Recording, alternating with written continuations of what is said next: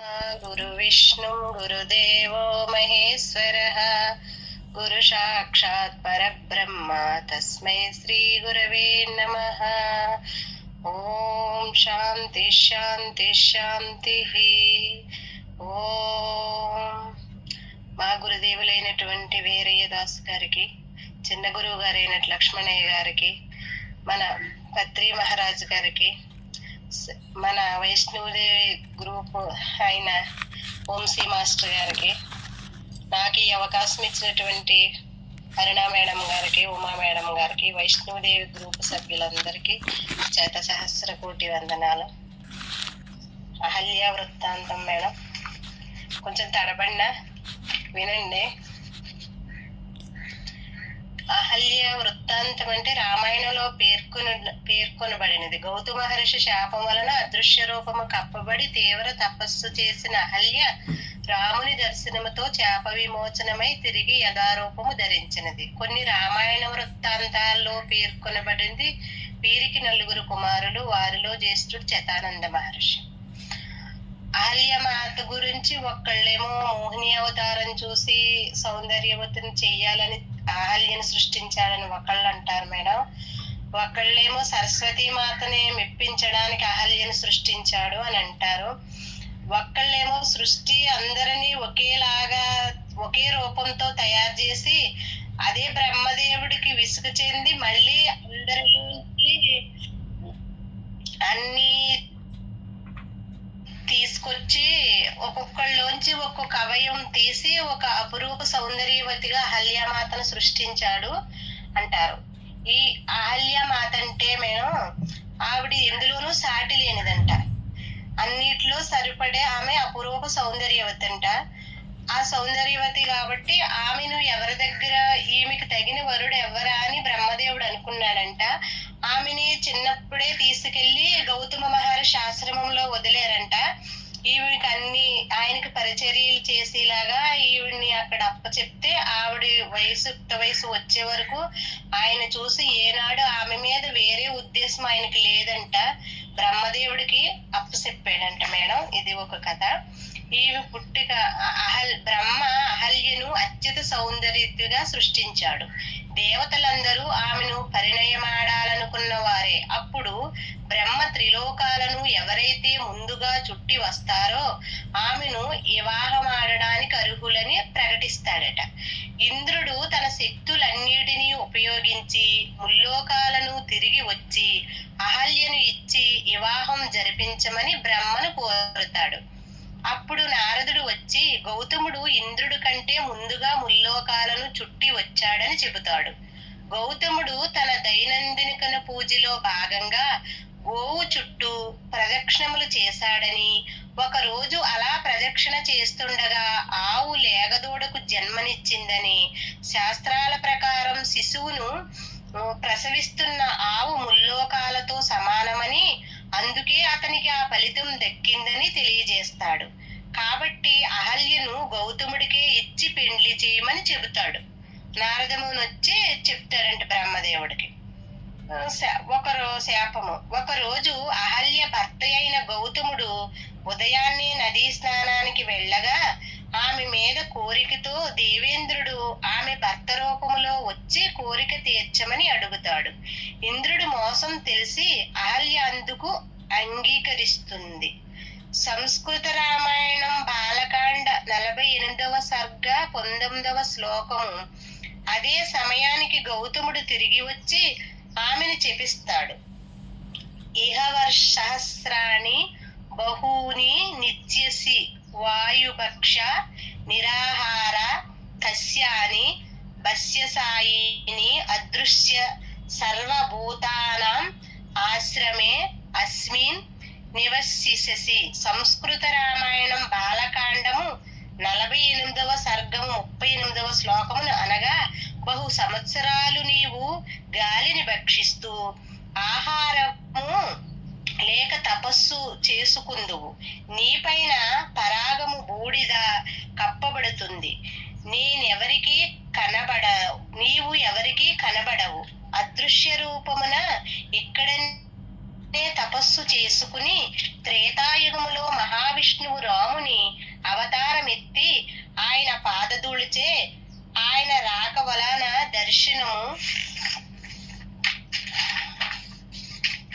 దర్శనము వలన ఆమెకు శాప విమోచనము అవుతుందని తెలియపరుస్తారు.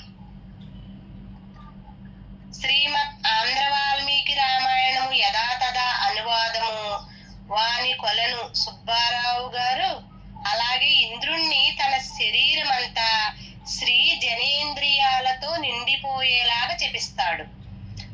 వృషాణములు నేల రాలిపోయేటట్లు చేస్తాడు.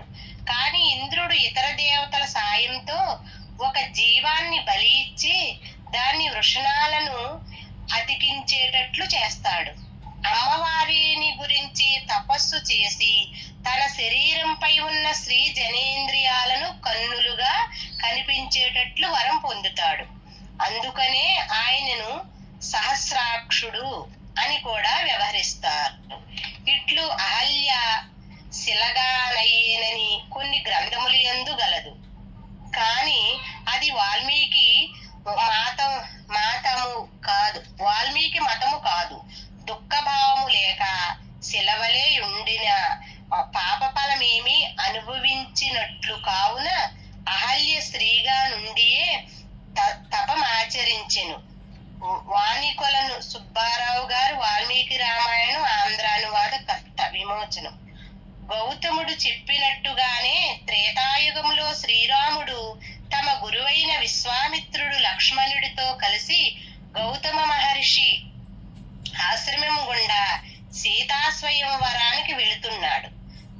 నిర్మానుషమైన కళాహీనమైన ఆ ఆశ్రమాన్ని చూసి అది ఎందుకు అలా ఉంది అని రాముడు విశ్వామిత్రుని ప్రశ్నించగా ఆయన వారి వృత్తాంతాన్ని రాముడికి వివరిస్తాడు.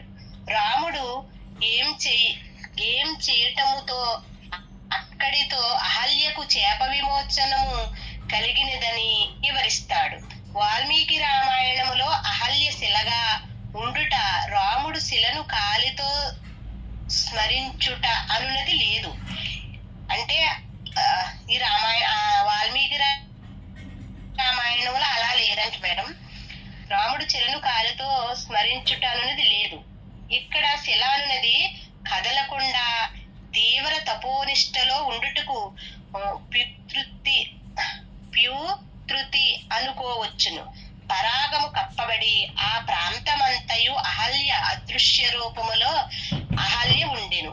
శ్రీరాముని పాదస్పర్శయనిన ఇక్కడ గౌతముని ఆశ్రమములో రాముడు పాదములు మోపుట అని భావింపవలెను. అనగా కేవలము శ్రీరాముని ఉనికి మాత్రం చేత గౌతముని ఆశ్రమమునందు అహల్యకు చేప విమోచనము కలిగెను. గౌతముడు కూడా వెంటనే అక్కడ ప్రత్యక్షమయ్యి సీతాస్వయంలో జయం కలిగేలా దీవిస్తాడు. అహల్య వృత్తాంతం ఇంకొకటి ఉంది మేడం. వాలి సుగ్రీవులు ఒకసారి సూర్యుని సారథి అరుణుడు అక్కడ దేవకన్యల నృత్యాన్ని చూడడానికి దేవలోకానికి వెళతాడట. ఆ నృత్యంలోకి పురుషులకు ప్రవేశం లేదంట.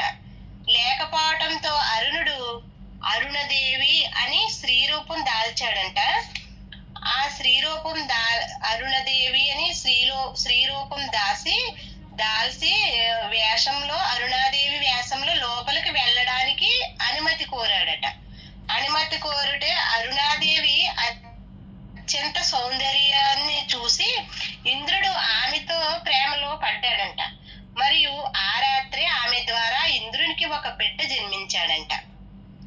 ఇంద్రుని ఆ బిడ్డ జన్మింతే ఆవిడికి ఏమని సలహా ఇచ్చాడంటే ఈ బిడ్డను తీసుకెళ్లి అహల్యమాత వద్ద ఉంచమని సలహా ఇచ్చాడంట. ఆవిడ వేకువజామునే లెగిసి ఈ బిడ్డను తీసుకెళ్లి అహల్యమాత సంరక్షణలో అక్కడ వదిలిపెట్టిందంట. ఆ బిడ్డ తర్వాతి కాలంలో ప్రసిద్ధుడైన అంటే వాలి, అతని పేరు ఇందులో బాలి అని చెప్పారు మేడం. బాలిగా అంటే వాలిగా మారాడు అతను. ఆ తర్వాత మరునాడు ఉదయం సూర్యునికి సారథి చేయడానికి కొంచెం లేటుగా వెళ్ళాడట.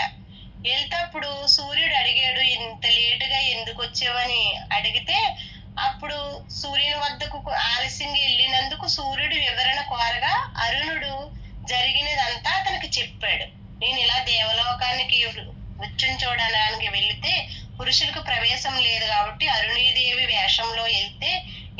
ఇలా మోహించి ఒక బిడ్డని ప్రసాదించాడు, ఆ బిడ్డను తీసుకెళ్లి అహల్యామాత సంరక్షణలో ఉంచాను అని చెప్తే, అప్పుడు సూర్యుడు కూడా ఏమడిగాడంటే మళ్ళీ అరుణుదేవి రూపం ఒకసారి దాల్చమని అడిగాడు. ఆవిడ ఏం చేసిందంటే అరుణుదేవిగా మళ్ళీ రూపం దాల్చింది. ఈ అరుణుడు స్త్రీగా మారాడు. స్త్రీగా మారిన తర్వాత అప్పుడు సూర్యుడు కూడా ఆమెకి ఆ స్త్రీ రూపంలో ఉండగా ఒక బిడ్డను ప్రసాదించాడు. ఒక బిడ్డను ప్రసాదించే ఈ బిడ్డను కూడా అహల్య వద్దకు తీసుకెళ్లి వదిలిపెట్టమని చెప్పాడు. వదిలిపెట్టమని చెప్తే ఈ బిడ్డను కూడా తీసుకెళ్లి అహల్యామాత దగ్గరే వదిలిందంటే అరుణీదేవి. వదిలితే ఫస్ట్ ఇంద్రుడితో జన్మించిన వాడు వాలి అయ్యాడు, ఈయన సుగ్రీవుడు అయ్యాడంట. అంటే వాలి సుగ్రీవుల్ని కూడా అహల్యామాత సంరక్షణలో పెరిగారంట వాళ్ళిద్దరూ కూడా. ఈ వాలి సుగ్రీవుల రహస్యం తెలియదు మేడం, ఇప్పుడు తెలిసింది. అహల్యాదేవి అంటే అతి సౌందర్యవతి, అందరిలో అతి ప్రతిభతాదేవి. ఇది మేడం నాకు అహల్యమాత గురించి తెలిసిన వృత్తాంతం. ఓకేనా మేడం? బాగుంది మేడం. అంటే ఊరువులు అంటే తొడలు అనమాట. తొడలు లేకుండా కటిభాగం వరకే జన్మ తీసుకుంటాడు అనమాట, పెరిగి ఉండదు గుడ్డు. అందువల్ల తన తల్లిని అడుగుతాడు, ఏంటమ్మా నువ్వు నన్ను ఎందుకు ఇలా చేసావు అంటే, నాయన మీ పిన్న తల్లికి సహస్రం అంటే ఎన్నో పాములు పుట్టేశాయి, నాకు చూస్తే నేను అడిగింది ఇద్దరినే అడిగాను, ఆ ఇద్దరిలో కూడాను ఇన్ని రోజులైనా కాలేదైనా ఒక బాధతో అడిగాను, అయ్యా క్షమించు అని అంటుంది ఆమె. క్షమించు అన్నప్పుడు ఆయన సరే అని ఇంకేం చేయలేడు కదా. అక్కడ ఉండకుండా తల్లి నువ్వు చేసిన పొరపాటు వల్ల నాకు జీవితమే ఇదైపోయింది కాబట్టి నువ్వు ఇంకొక జన్మ తీసుకునేటటువంటి ఇంకొక సోదరుడు ఉన్నాడు కదా నా సోదరుడు, ఆ సోదరుడినైనా నువ్వు ఆత్రపడకుండా ప్రశాంతంగా తనంతకు తానే జన్మ తీసుకునే వరకు ఉంచమ్మా, నేను ఇదేనమ్మా నీకు చెప్పేది అని చెప్పి వెళ్ళిపోతాడు. అప్పుడు ఆమె ఇంకొక 500 సంవత్సరాల పైన 500 సంవత్సరాలైనా ఆ గుడ్డు పగలలేదనమాట. అందుకు ఏమో అనేసి ఆమె తీస్తుంది పాపం, లేకపోతే తీసేది కాదు ఆమె. అలా తీసినప్పుడు ఆయనకు ఉరువులు లేకుండా వస్తాడనమాట. ఉరువులు లేకుండా అంటే తొడలు లేకుండా వస్తాయి. ఆయనది అక్కడ వరకు అయింది. ఇంకా మళ్ళీ గరుడ పక్షికి మాత్రము ఉంచుతారు. ఉంచి తర్వాత పూర్తి అయ్యే వరకు ఉంచి ఆ యొక్క శాప విమోచనం అనేటటువంటిది జరుగుతుంది. అది వేరే కథ, వాళ్ళ సోదరుని కథ. ఇక్కడ అహల్యమాత దగ్గర పెరిగినటువంటి వ్యక్తి గురించి ఇక్కడ మనకి ఇచ్చారు. ఆమె ఆ అరూరుడు కూడాను స్త్రీ వేషకంలో వెళ్ళడం అనేటటువంటిది, అక్కడ సంతానం పొందటము అనేటటువంటిది కూడాను ఒక మనం కొత్తగా విన్నటువంటి విషయం అన్నమాట ఇది. ఇక్కడ అహల్యమాత గురించి మనం ఏమి నేర్చుకోవాలి? మెయిన్ ఏముంది అక్కడ? అమ్మ ఆ మాట అన్నందువల్ల ఇంద్రుడు వచ్చి మోసం చేశాడు అన్నట్టు వల్ల ఇక్కడ 3 విషయాలు మనం తెలుసుకున్నాం. ఏమని తెలుసుకున్నాము? ఒక్కొక్కళ్ళు ఒక్కొక్కటి చెప్పారు. ఒకరు ఆమెకు శాపం పడిందని, ఆమె మోహపడి ఇంద్రుని అంటే ఇంద్రుడు వచ్చినా కూడా ఆమెకు తెలిసినా కూడాను ఆమె కలిసింది అనడము ఒకటి. ఇక్కడ కానీ మామూలుగా మాత్రం అది లేదు. ఆమె చెప్తే బుద్ధి చెప్పి పంపిస్తుంది, చాలా తప్పిది అని చెప్పి పంపిస్తుందని ఒకరి కథలో ఉంది. అది ఏదైనా కూడా ఇక్కడ మనము అంటే ఇక్కడ మళ్ళీ అహల్యకు ఆంజనేయ స్వామికి కూడాను కనెక్షన్ ఉంటుంది. ఇక్కడ ఎందుకుంది అంటే మీరు చెప్పిన దాంట్లో చూస్తే ఇక్కడ వాలి తన కుమారుడు అని చెప్పాడు. సాకినటువంటి వ్యక్తి, అహల్యమాత సాకినటువంటి వ్యక్తి వాలి అన్నారు. అక్కడ ఆంజనేయుడు సుగ్రీవుడు వాలి ఇద్దరు కొట్లాడుకున్నప్పుడు కూడా అక్కడ ఒకటే సంబంధమైన ఒకే ఇల్లు అయినా అందరూ కూడాను వారసత్వం అంటే ఇది మనం ఏమంటాం ఇప్పుడున్నటువంటి వాళ్ళు దాయాది మచ్చరము అంటాం అనమాట. అలా దాయాదిగా ఉన్నా కూడాను ఇక్కడ లోక కళ్యాణం అనేటటువంటిది జరిగింది అన్నటువంటిది మనం ఇక్కడ తెలుసుకోవచ్చు.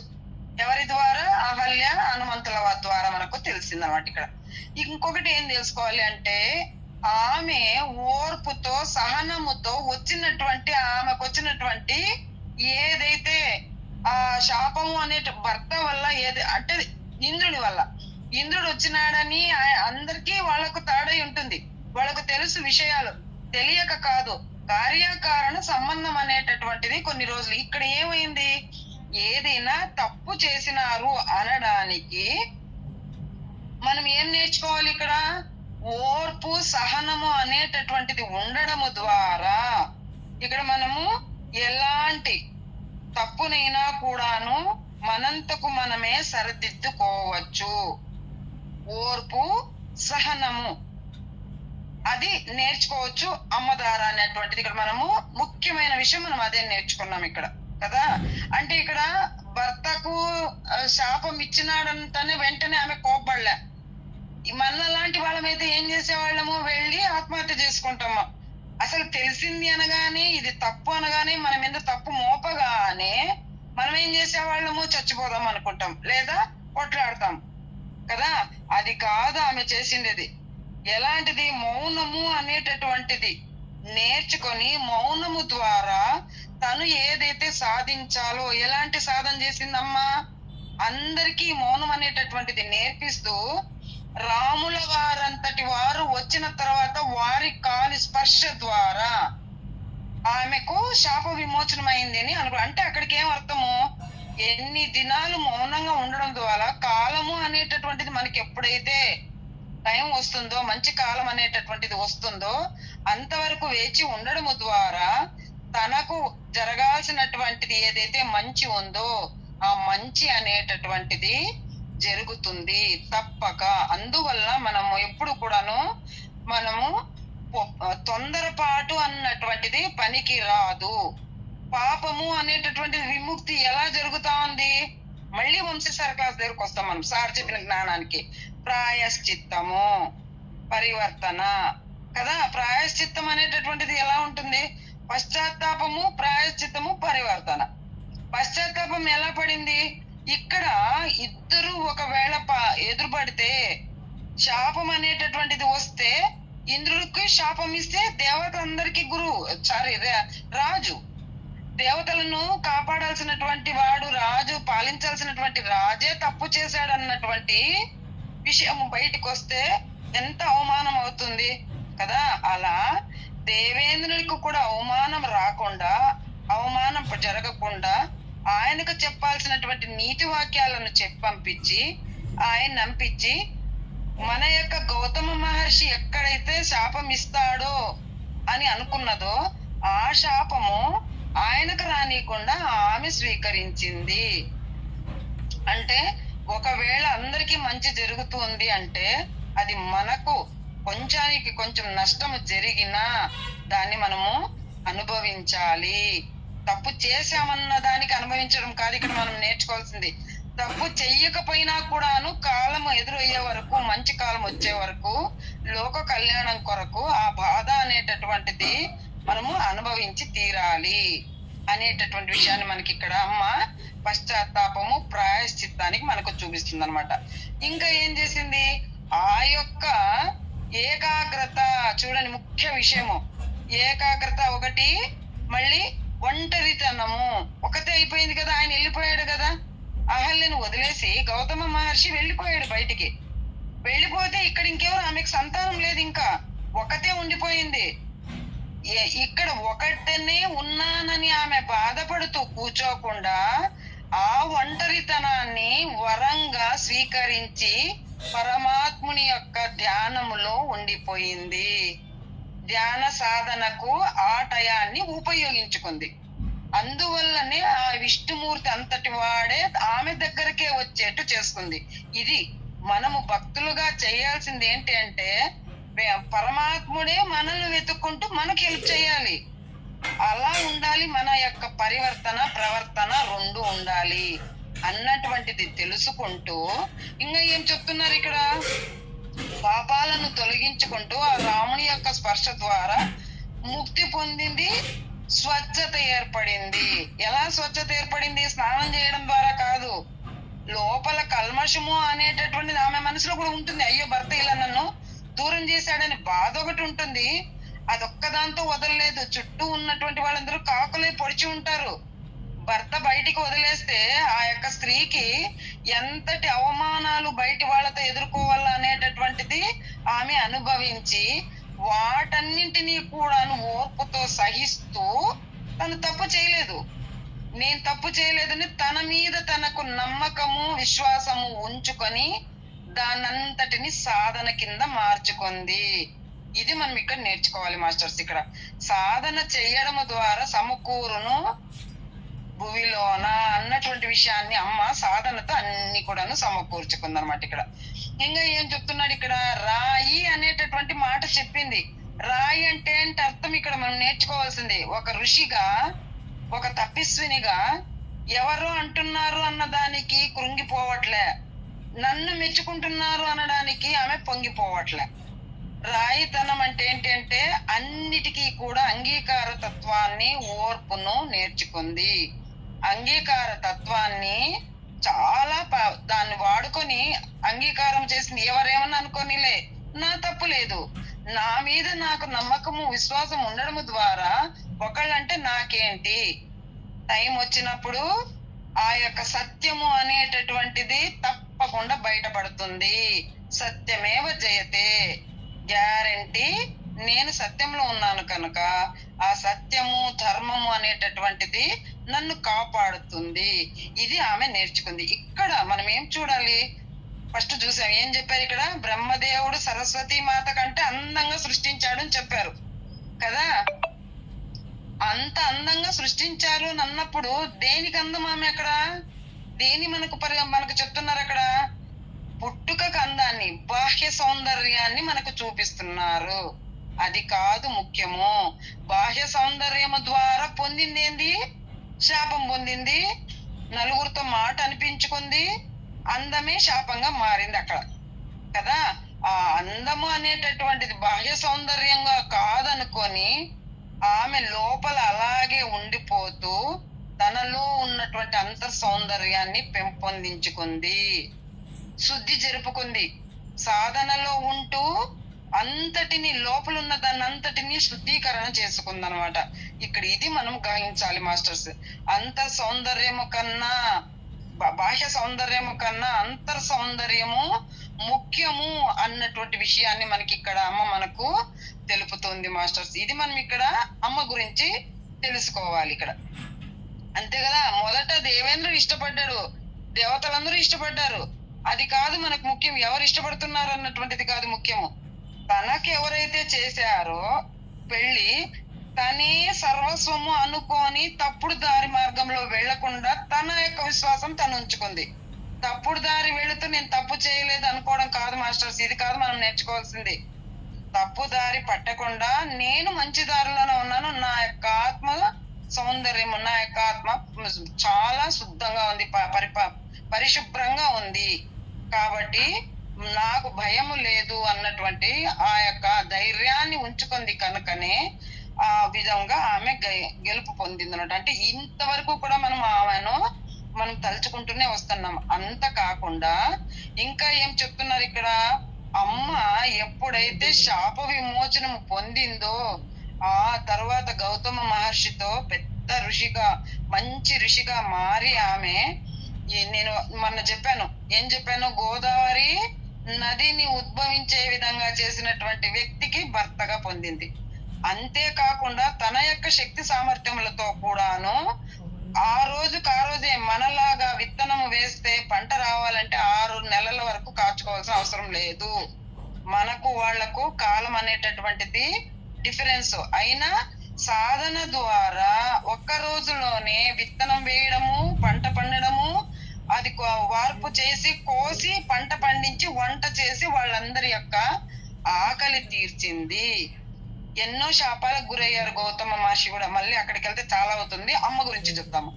అంత తపస్సుగా ఉన్నప్పుడు కూడాను ఆమె నా భర్తను తప్పు చేశారని గోహత్య పాతకం వస్తుంది కదా ఆయనకు, ఏం లేదు, దర్భ తీసుకొని ఊరికే ఉష్షు అన్నందుకు తగిలీకున్నా కూడాను గో చనిపోతుంది. అదంతా కూడాను ఈ నెగటివ్ వాళ్ళందరూ చేసినటువంటి, అంటే అసూయాపరులు చేసినటువంటి ఒక కుట్ర. వాళ్ళు కూడా సన్యాసులే, వాళ్ళు కూడా ఋషులే, కానీ ఇక్కడ వాళ్ళని ఋషులను ఎందుకు అనాలి, మనం అవసరం లేదు కదా. వాళ్ళందరూ గౌతమ మహర్షి యొక్క గొప్పతనానికి రాయి వేయాలని, కలంకం తేవాలని చేసిన పని. అటువంటి టైంలో కూడా గౌతమ మహర్షి ఋషి తపస్సు చేసుకుంటూ ఉంటే భర్త దారిలో నడుచుకుంటూ వచ్చినటువంటి ప్రతి అతిథులకు కూడాను అన్నదానము ఇటువంటి వాళ్ళు భోజనం చేయకుండా వెళ్ళలేదు అనే పని లేకుండా ఆహారాన్ని ఎప్పటికప్పుడు వండి పెట్టేదట. ఎలా వండి పెట్టేది? ఇప్పుడు చెప్పుకున్నాం కదా, విత్తనం వేయడము, పంట పండడము, రావడము, గింజలు తీసుకోవడము, వంట చేయడము. అటువంటి అనావృష్టి టైములో అమ్మ అలాంటి పని చేసిందంట, అంతా సేవ చేసిందంట. అందుకే ఆమె ఋషిగా మారిందనమాట. అది ఋషితత్వము అన్నటువంటిది ఇక్కడ మనము నేర్చుకోవచ్చు మాస్టర్స్. ఇక్కడ చెప్పారు కదా, అంతర్ సౌందర్యము చూడటము, పశ్చాత్తాపము, ప్రాయశ్చిత్తము, ఓర్పు, సహనము, అన్నిటికంట ముఖ్యము మౌనము, అంగీకార తత్వము, వీటిని పూర్తిగా మార్చుకొని అమ్మ తన సృష్టికి ప్రతి సృష్టి చేసి కాలానికి ఒక జ్ఞాని స్వరూపంలో వచ్చేటటువంటి అంతటి పేరు తెచ్చుకుంది అమ్మ. తాపాలన్నిటినీ కూడాను ఎలా చేసుకుంది? ఆమె వరాలుగా పొందింది. వరాలుగా మార్చుకొని తలరాతని మార్చుకున్నటువంటి మహావేత్త అన్నటువంటిది ఇక్కడ తెలుసుకోవచ్చు. ఇంకా కూడా ఆమె కూడాను వేదాలు అన్ని కూడాను ఆమె కూడా దర్శించుకున్నదట. ఇంకా అంటే ఇలాంటివి మేడం గారు చెప్పారు. మేడం గారు చెప్పారు కాబట్టి మనము అది ఎన్నో అధ్యాయంలో ఎన్నో శ్లోకం అనేటటువంటిది కూడా మేడం చెప్పారు మనకి ఇక్కడ. అది అవన్నీ చూసుకొని వింటూ అంతటి జ్ఞానము పొందింది కనుకనే, ఓర్పు పొందింది కనుకనే ఇక్కడ పతివ్రత స్థానంలో ఆమె పేరు కూడా నిలబడిపోయింది చిరస్థాయిగా. ఒకసారి చెడిన ఆమె పతివ్రతగా పేరు పొందాలంటే ఆమె ఎంత సాధన చేసి ఉండాలి, ఎంతవరకు అంటే ఇక్కడ సాక్షి అనేటటువంటిది ముఖ్యం కదా మన వాళ్ళకు. ఆ సాక్షి తత్వం వచ్చే వరకు ఎవరు వచ్చారు? రాముడు వచ్చి ఆమెను పవిత్రత చేసిన తర్వాత రాముడే గౌతమ మహర్షికి చెప్తాడు, ఈమె ఏ రోజు అపవిత్రురాలు కాలేదు, ఈమె పవిత్రురాలు అని దేవుడే వచ్చి చెప్పేటటువంటి సాధనలు ఉంది కనుకనే ఆమె అంత గొప్ప సాధ్విగా ఋషిగా మారింది. ఇక్కడ ఈమె గురించి మనం కూడా ఆమె ద్వారాలో నడుచుకున్నాము. ఓర్పుతో సహనముతో మనము ఎలాంటి సాధననైనా మనము సాధించుకోవచ్చు అనేటటువంటి విషయాన్ని మనం ఇక్కడ తెలుసుకుందాం మాస్టర్స్. మనము చేయాల్సినటువంటిది పూజ పునస్కారం కాదు, ఎవరికో మనము చూపించుకోవాలి అన్నటువంటిది కాదు, లేదా ఇంకొకరు వచ్చి నాకు సాక్షి చెప్తారు అన్నటువంటిది కాదు. పరమాత్ముడే వచ్చి కాలమే వచ్చి సాక్షి అనేటటువంటి దాన్ని నిరూపించి ఆమెను ఒక గొప్ప సాధ్విమణిగా, పతివ్రతగా, ఋషికగా, ఆ బ్రహ్మవాదినిగా, వేదాలను దర్శించినటువంటి ద్రష్టగా కూడా ఆమెను పెట్టారు. ఇది మాస్టర్స్ మనం ఈ యొక్క అహల్యమాత గురించి చాలా ఉంది మాస్టర్స్. అహల్యమాత గురించి చాలా చెప్పుకోవడానికి మనకి ఇప్పుడు అవకాశం లేదు, ఎందుకంటే హనుమంతుల వారిది ఉంది, ఇంక మళ్ళీ అంజనాదేవిది వస్తుంది, చాలా ఉంటాయి వాళ్ళ. అంటే ఒక్క కార్యకారణ సంబంధం అనేటటువంటిది ఒక వ్యక్తిని తీసుకున్నామంటే ఎంతో మంది చుట్టూరా ఉన్నటువంటి పాత్రలు అనేటటువంటిది దీనికి స్పందన ఉంటుంది. అందువల్ల మనకు ఈ మాత్రం మనం తెలుసుకుందాము. ముఖ్యమైన విషయాలు మనం నేర్చుకోవాల్సినవి ఓర్పు, సహనము, మౌనము, సాధన, వీటి ద్వారా పశ్చాత్తాపము, మెయిన్ పశ్చాత్తాపం, పరివర్తన, ప్రాయశ్చిత్తము, వీటి ద్వారా దేన్నైనా సాధించవచ్చు అని అమ్మ నిరూపణ చేసి మనకు కూడాను ఒక మంచి మార్గదర్శకురాలుగా నిలబడింది. Thank you.